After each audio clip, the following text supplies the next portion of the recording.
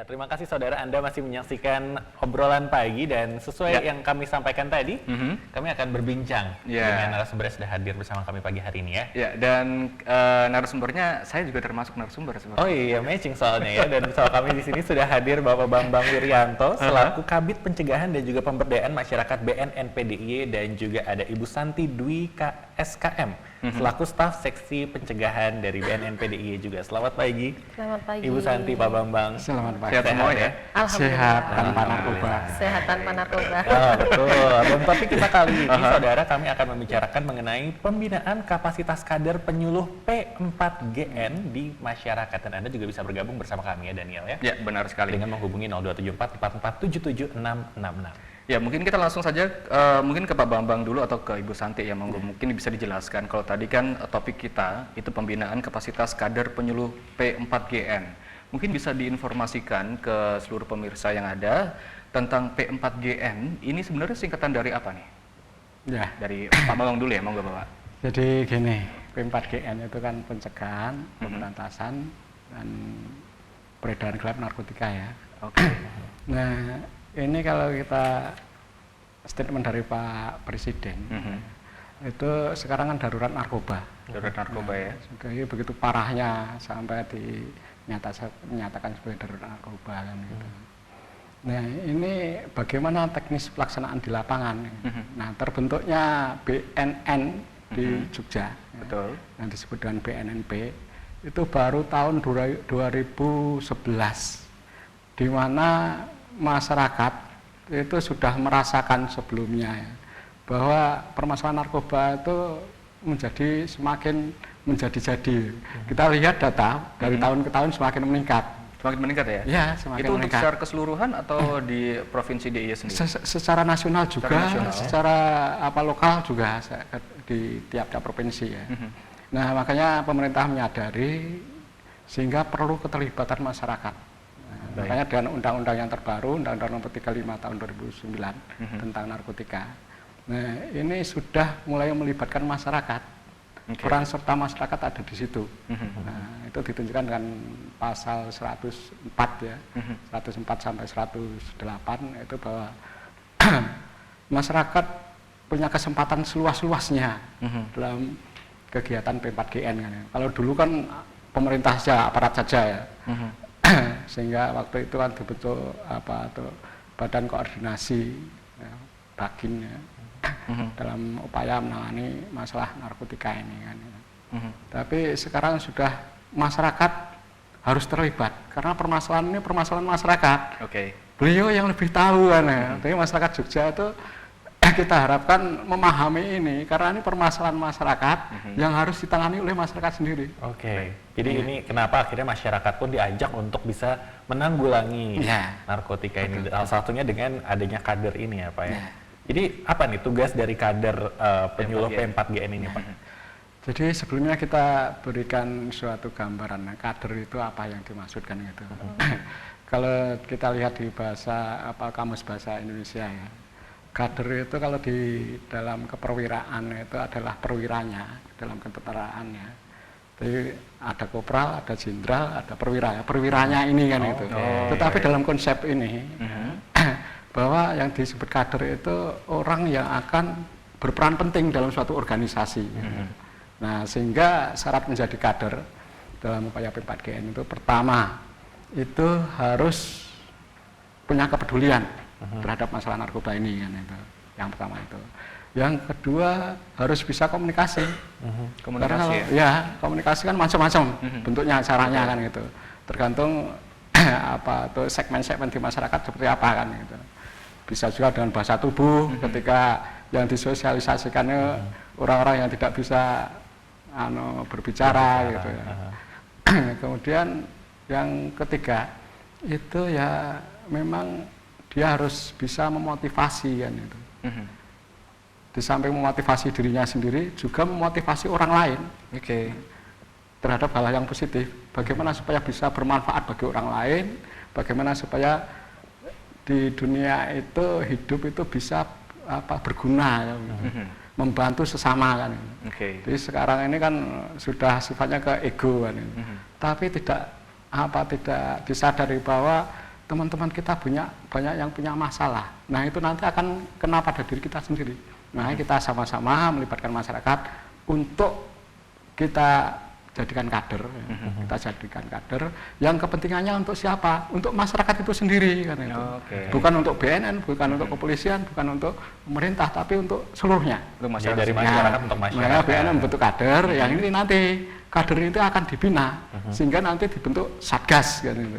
Untuk satgas-satgas yang nantinya bisa memberikan gerakan-gerakan bagaimana mencegah dan memberikan informasi tentang penyalahgunaan narkoba. Oke. Kalau Bu Santi sendiri nih, sebenarnya syarat administratif untuk bisa menjadi seorang kader, kalau tadi secara sikap sifatnya disampaikan oleh Pak Bambang, ada peduli, berkomunikasi, ada syarat administratif misalnya usia atau mungkin pendidikannya, latar belakangnya, ini seperti apa nih Bu Santi? Iya. Kalau untuk kader P4GN ya, P4GN itu pencegahan dan pemberantasan penyalahgunaan dan peredaran gelap narkoba. Nah, untuk syarat administrasinya sebenarnya tidak terlalu tidak terlalu mengikat. Jadi semua masyarakat, khususnya masyarakat Jogja, siapapun yang memang peduli dan ingin melakukan sesuatu untuk masalah anti narkoba di Jogja, boleh siapapun menjadi kader. Iya, boleh siapapun untuk menjadi kader. Tidak dibatasin usia nih Pak ya? Tidak dibatasin usia, tidak dibatasin latar belakang pendidikan, tidak dibatasin oleh latar belakang sosial ataupun yang lainnya. Berarti kalaupun misalnya nih ada ibu rumah tangga juga sekalipun yang ingin terlibat atau menjadi kader sendiri, bisa ya? Bisa. Sudah sejak kapan sih ada kader penyuluh P4GN ini Bu Santi? Kita mulai giat untuk membentuk kader itu mulai concern banget itu 2013 ya. 2012 itu sudah mulai ada, tapi kita mulai giat itu di 2013, 2014, 2015 ini. Cuman tiap tahun itu kita memiliki pendekatan yang berbeda. Walaupun tujuannya tetap sama, yaitu memperkuat kader itu supaya dia bisa bergerak menggelorakan semangat anti narkoba di wilayahnya, tetapi di tiap tahun ada pendekatan-pendekatan berbeda. Misalnya kalau di 2014 kemarin, di tahun kemarin kita istilahnya kita yang jemput bola. Jadi kita datang ke satu tempat yang memang di situ secara urgensi butuh dibentuk kader dan memang atau permintaan dari masyarakat. Kita datang di situ, kita membantu untuk sampai terbentuk kader, kita lengkapi dengan skill-skill yang dibutuhkan oleh seorang kader dan dia bisa bergerak di lingkungannya itu. Itu tahun kemarin. 2014 ya. 2014. Tetapi di 2015 ini kita lebih mendorong kader-kader yang sudah terbentuk ini membuka link dan membentuk jaringan dengan sesama kader di luar. Gitu. Jadi sudah nggak harus bergerak di rumahnya sendiri ibarat itu, tetapi juga bergerak di luar rumahnya. Jadi gitu. bisa dimanapun mereka bisa bergerak menjadi kader itu dan membentuk link yang kuat sehingga bisa saling merapatkan barisan, bisa bekerja sama dalam berbagai hal. Oke. Berarti bisa dikatakan untuk perbedaan dari kader pada tahun 2014 dengan 2015 adalah yang pertama itu adalah dari bagaimana cara memperoleh kader itu sendiri ya Ibu ya. Apakah ada perbedaan lainnya gitu antara pemilihan kader pada tahun 2014 dengan pada saat ini? Sebenarnya kalau perekrutan paling ini Mas, karena BNN itu baru berdiri ya. Masih banyak evaluasi dan selalu berubah terus ya. Memang itu yang diharapkan nanti menjadi lebih baik, lebih efektif gitu ya. Sehingga di dalam pembentukan kader ini pun materi-materi yang diberikan itu semakin berkembang. Dan sekarang upaya materi yang di dalamnya ya, dalam rangka penyuluhan itu tidak harus bicara tentang narkoba. Berarti tapi banyak hal ya Bapak? Iya, banyak hal. Kemampuan atau berkomunikasi, kemudian kemampuan bagaimana dia mendorong masyarakat ya, yang tadinya misalnya ada keluarga, anggota keluarga yang terkena, kemudian disembunyikan. Tapi bagaimana bisa mendorong masyarakat atau keluarga yang anggotanya baru terkena masalah narkoba mau untuk melapor, berani untuk melapor. Berani ini yang susah sekali. Budaya-budaya malu, menyembunyikan itu karena bisa dikatakan itu kan aib keluarga ya. Kemampuan kader untuk bisa membujuk, merayu, kemudian memberikan pengertian-pengertian itu lebih lebih diutamakan. Oke. Kan gitu. Oke. Berarti dari BNN sendiri membekali para kader ini skill yang tadi Betul, disampaikan iya. oleh Ibu Santi Kalau- seperti apa aja nih, Bu? Seperti yang disampaikan Pak Wir tadi, kemampuan untuk mendorong supaya yang kena kasus narkoba ini berani lapor itu namanya kemampuan untuk menjadi peer counselor. Peer peer counselor. Iya, counselor, peer ya. counselor. Itu salah satu materi yang kita bekalkan pada kader. Selain itu ada materi public speaking. Jadi memang kader ini kan mau nggak mau salah satu fungsinya itu juga menyuluh ya. Dia juga mampu menyuluh, dia tahu bagaimana harus berbicara, public speaking, kemudian communication skill yang oke. Dia juga bisa menjadi seorang motivator. Seperti yang Pak Wir bilang, dia harus bisa memotivasi dirinya dan memotivasi lingkungannya supaya hidup sehat tanpa Oke. narkoba gitu. Jadi ibaratnya kader itu role model ya Pak ya. Nah, Jadi oke. role model gitu. Idolanya yang dilihat gitu ya. Dibekali dengan skill-skill seperti Oke, itu. tapi sejauh mana sih peran kader ini sendiri terhadap si pengguna narkoba? Apakah dia juga berperan untuk menangkap ibaratnya terus memasukkan ke panti rehabilitasi, ke lembaga rehabilitasi juga, atau hanya memberikan informasi bahwa yuk bersih tanpa narkoba, atau seperti apa nih? Nah, di sini ini ada batasan-batasan ya, hak dan tanggung jawab masyarakat terhadap upaya P4GN ini. Ya, pertama dia mempunyai hak-hak untuk mencari, memperoleh dan melaporkan. Mencari, bila- memperoleh, dan ya, melaporkan, ya. Jika terjadi tindak tentang narkotika, gitu. Kegiatan-kegiatan yang berkaitan dengan narkotika, dia memiliki informasi-informasi, berhak untuk melaporkan. Oke. Dan kemudian dia juga punya hak untuk memperoleh informasi dari hasil pelaporannya itu. Kan itu.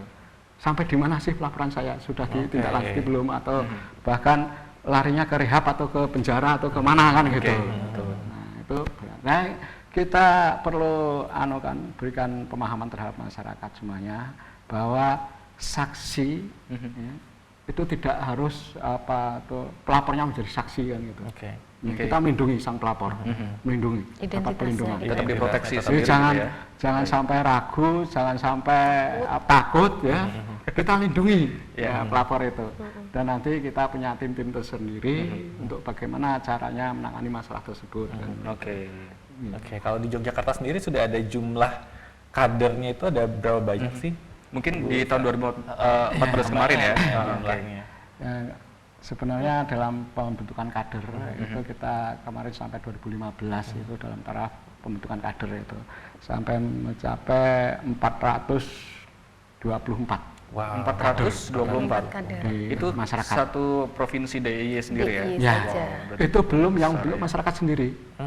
Sebenarnya pembentukan sebelumnya masyarakat sudah bergerak aktif karena di situ sebelum BNN berdiri itu sudah ada perda yang mewajibkan setiap satuan pendidikan, masyarakat dan organisasi lainnya untuk membentuk satgas, wajib itu.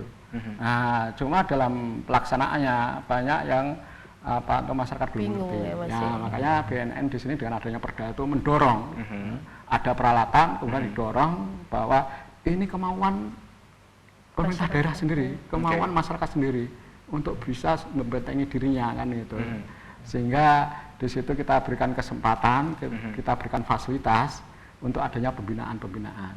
Karena kewajiban membina atau kegiatan masalah P4GN ini itu menjadi kewajiban pemerintah. Ya, di dalam Undang-Undang Nomor 35 Tahun 2009 Pasal 60 bahwa pemerintah melaksanakan pembinaan terhadap kegiatan-kegiatan yang berkaitan dengan P4GN. Oke, baik. Oke. Kewajiban pemerintah untuk melakukan Pak Bambang, kalau misalnya saja, jika ada seorang kader yang memang sebenarnya mereka sudah menjadi kader sejak tahun 2013 gitu ya, itu apakah istilahnya dia akan bisa menjadi kader bagi program P4GN ini untuk seterusnya, atau mungkin ada satu masa periode aktifnya, tertentu nih? periode. Expired date-nya. Expired date-nya ada nggak sih sebenarnya gitu? Mungkin Bu Santi juga ingin menambahkan, atau Pak Mogol? Ya, kalau makanya saya ngajak ini ya teknisnya itu kan Iya, Pak Santi betul. kita ajak ya. Jadi memang selama ini kita anukan staf di bidang cemas itu harus bisa semua dalam upaya Cemas penyuluhan. itu apa ya? Ya, Ini hal yang baru lagi. sebenarnya ini tuh kita bimbang dengan nama cemas ini. Oke. Sebenarnya dulu kan bidang pencegahan, kemudian digabung dengan pemberdayaan antar masyarakat sehingga tidak cemas. Tapi ini kita Memberikan harapkan sugesti jangan yang cemas ya. Oke.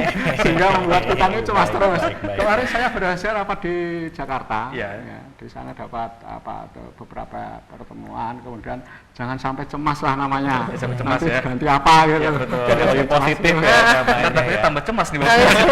Malah bikin cemas. Nah, Baik, sehingga Bapak. ini nanti ya secara teknis terus kita lakukan pembinaan. Oke. Makanya nanti kader-kader yang telah terbentuk nanti kita berikan semacam support, kita berikan anggaran sehingga dia untuk berkreasi ya, melakukan penyuluhan, melakukan kegiatan-kegiatan itu dipersilakan saja, silakan menghubungi BNN. Dan Oke. kita langsung proaktif nanti menghubungi kader-kader kita yang telah terbentuk. Oh, oke. Telah terbentuk ya. Kemudian kita kumpulkan lagi kegiatan apa yang dikehendaki kan gitu. Nanti kita lakukan pembenahan. Nah ini juga kita akan sebentar lagi ada pekan anti narkoba mahasiswa ya. Oke. Nah itu yang melakukan kegiatan itu mahasiswa. Kader-kader ya? Supportnya Kader dari mahasiswa BNN. itu sendiri BNN. ya. Ya. Baik. 20 Oke. universitas. Nah teknisnya nanti Mbak Santi ini. Nah, ini sepanjang 2015 ini sudah ada program apa saja nih yang sudah dijalankan dari kader-kader ini bekerja sama dengan Iya. BNN juga. Jadi tidak ada expeditnya ya. Nggak ada ya? Iya, nggak Oke, ada. berarti kalau Jadi- misalnya saya ikut 2015 ini nih, Bisa Iya. jadi seumur sampai hidup, seumur hidup kan? bisa Nggak ya? seperti KTP ya. Oh, baiklah. Nggak ada expedit. Nggak ada perbaruan ya. Selama Sekarang Ikut seumur pelatihan hidup. baru. seumur hidup. Ya selama kita memang masih mau melakukan sesuatu dan berperan aktif, nggak apa-apa, tetap Hal yang jadi baik itu kader. jangan berhenti Jangan dong. berhenti ya. Bahkan kader angkatan pertama kita sampai sekarang masih aktif ya Pak ya, Ya, masih masih support aktif. kita, bahkan sempat volunteer membantu kegiatan-kegiatan di pencegahan. Nah, Tapi nggak Volunteer. perlu daftar lagi ya? Iya, Nggak ada jadi- daftar ulang. Saya daftar lagi dong kalau gitu di tahun 2015. registrasi ulang Nggak itu ulang enggak. bawa teman. Oh iya, buat teman. Namanya Oke. tapi yang daftar bukan Iya, ajak doang kan. Nah, ini berarti ada kegiatannya apa Kegiatannya. saja? kegiatannya nih? Yang kemarin baru saja kita selesai kerjakan itu pembekalan tentang communication skill. Communication kepada kader khusus mahasiswa waktu itu. Baru bulan September kemarin ya Pak ya. Bulan September kemarin dan pekan anti narkoba mahasiswa yang akan insya Allah direncanakan bulan November. Itu juga yang menggagas dan menggarap semuanya kader-kader dari teman-teman mahasiswa. Oke. Jadi sebenarnya dari yang paling muda bisa jadi mahasiswa sudah ada, SMA, Pelajar juga sudah ada, Pelajar juga sudah SMP ada ya? juga sudah Wow, ada. itu kalau usia-usia segitu biasanya apa nih program yang mereka canangkan untuk anak seusia mereka? Tapi sebelum dijawab, pelajar. kita Oh, oke. break dulu, kita simpan Karena pertanyaannya ya. udah ada kode ya. Ya betul, dan Anda juga masih bisa bergabung bersama kami untuk memberikan pertanyaan ke Ya. 0274 447 7666. Ya jadi tetap bersama kami hanya di obrolan pagi.